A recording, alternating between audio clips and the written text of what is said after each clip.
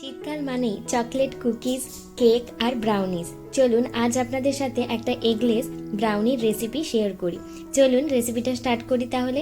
প্রথমে এখানে গ্যাসে একটা সসপ্যানে গরম জল করতে বসিয়ে দিয়েছি, তার উপরে একটা বাটি বসিয়ে দিয়েছি কাঁচের। আপনারা যে কোনো বাটি বসাতে পারেন। এখানে আমি ডার্ক চকলেট নিয়েছি 170 গ্রামের মতো, আর বাটার নিয়েছি 100 গ্রামের মতো। এটাকে লো ফ্লেমে মেল্ট করে নিতে হবে। একটু সময় লাগবে মেল্ট হতে, কিন্তু লো ফ্লেমেই করবেন, না হলে এটা পুড়ে যাওয়ার চান্স থাকে। দেখুন আমি এটাকে ভেঙে দিচ্ছি যাতে তাড়াতাড়ির মধ্যে এটা গলে যায়। দেখুন এটা একদম গলে গেছে। এটাকে বেশিক্ষণ ফোটাবেন না, যখন দেখবেন গলে আসছে এটাকে নামিয়ে নেবেন। এর মাঝে আপনারা চ্যানেলটা সাবস্ক্রাইব করে নেবেন, আর পাশে থাকা বেল আইকনটা প্রেস করতে কিন্তু একদম ভুলবেন না। তারপর একটা ননস্টিকের কড়া বসিয়ে একটা নিচে স্ট্যান্ড দিয়ে দিয়েছি, দিয়ে এটাকে ঢাকনা দিয়ে প্রিহিট করতে বসিয়ে দিলাম লো ফ্লেমে। এরপর যেটাতে আমি ব্রাউনিজটা বানাবো ওই ব্রাউনিজের বক্সটাতে একটু সামান্য সাদা তেল ব্রাশ করে দিয়ে আমি ওপর থেকে বাটার পেপারটাকে ভালো করে সেট করে নিচ্ছি।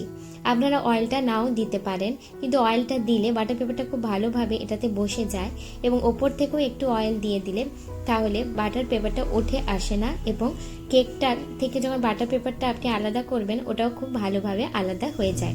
দেখুন আমি খুব ভালো করে বাটার পেপারটা সেট করে নিচ্ছি। এরপর কেকটা বানানো শুরু করব। এবার এখানে একটা বড় পাত্র নিয়ে নিয়েছি, এতে যে চকলেট আর বাটারটা মেল্ট করে রেখেছিলাম ওটা নিয়ে নিলাম। আর এখানে ময়দা নিয়েছি 125 গ্রামসের মতো। আমি ময়দাটাকে চেলে রেখেছিলাম আগে থেকে।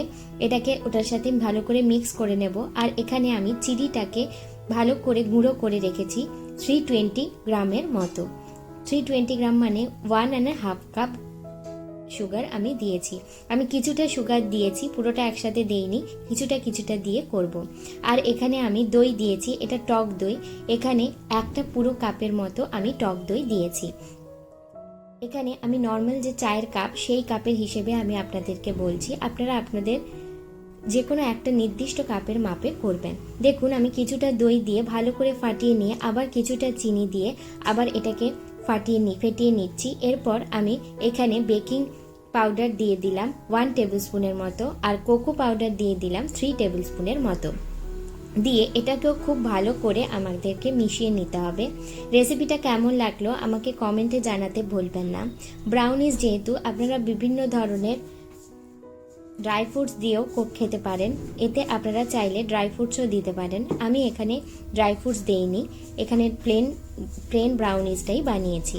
এরপর এখানে সামান্য নুন দিয়েছি, পিঞ্চ অফ সল্ট দিয়েছি, দিয়ে ওটাকে খুব ভালো করে মিক্স করে দিয়ে ওপর থেকে ভ্যানিলা এসেন্স দিয়ে দেব 2 টেবিল স্পুনের মতো। দিয়ে আমি এটাকে হাত দিয়ে ভালো করে মেখে নিচ্ছি। আপনারা কাট অ্যান্ড ক্রস মেথডে এটাকে করবেন। দেখুন কনসিস্টেন্সিটা কীরকম হবে আমি দেখিয়ে দিলাম। এরপর আমি যেটাতে আমি ব্রাউনিজটা বানাবো তাতে এটাকে ঢেলে দিলাম।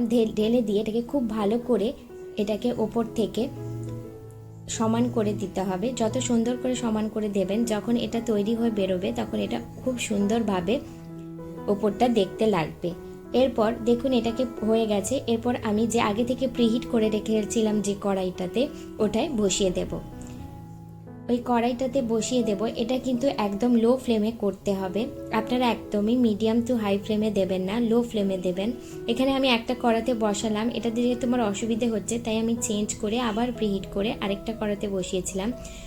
30 মিনিটসের জন্য এটাকে বসিয়েছিলাম। দেখুন আমি এটাকে বার করে দেখাচ্ছি, ছুরিতে কিছু লেগে নেই, মানে এটা একদম পারফেক্টলি তৈরি হয়েছে।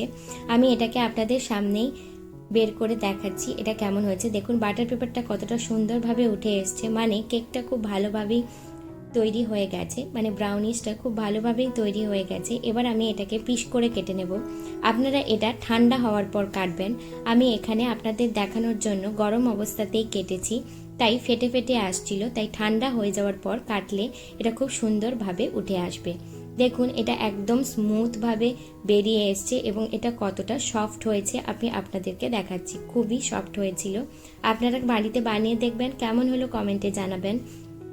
আমি পারো, আপনারা দেখছেন পারো রান্নাঘর। ভালো থাকবেন, সুস্থ থাকবেন, নতুন নতুন রান্না করতে থাকবেন। ও হ্যাঁ, চ্যানেলটা সাবস্ক্রাইব করতে কিন্তু ভুলবেন না। আর রেসিপিটা কেমন হলো জানাতেও ভুলবেন না। বাই।